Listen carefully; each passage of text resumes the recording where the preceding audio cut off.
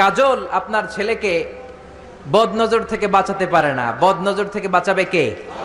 আপনি সূরা ফাতিহা পড়ে ছেলের গায়ে ফু দেন, সূরা ফালাক পড়ে ফু দেন, নাস পড়ে ফু দেন, আপনার ছেলেকে সুস্থ রাখবে কে? বিশ্ব নবীকেও জাদু করা হয়েছে, কি আজীব তামাশা। বিশ্ব নবীকে জাদু করে 6 মাস অসুস্থ রাখা হয়েছিল। জাদু করেছে ইহুদিদের বন্ধু লাবিদ ইবনুল আসাম। 6 মাস বিশ্ব নবী ছিলেন অসুস্থ, দাঁড়াতে পারে না, বসতে পারে না, নামাজ পড়তে গেলে কষ্ট হয়। 6 মাস পরে আল্লাহ সূরাতুল ফালাক, সূরাতুন নাস নাজিল করে দিলেন। এই দুইটা সূরাকে একসাথে বলে মুআউযিজাতান। চিল্লায় বলেন কি নাম? মুআউযিজাতান। চিল্লায় বলেন কি নাম?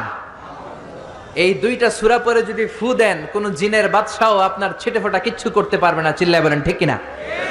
এজন্য সূরা ফালাক পরে ফু দিবেন, নাস পরে ফু দিবেন, ছেলেকে সুস্থ রাখবে কে?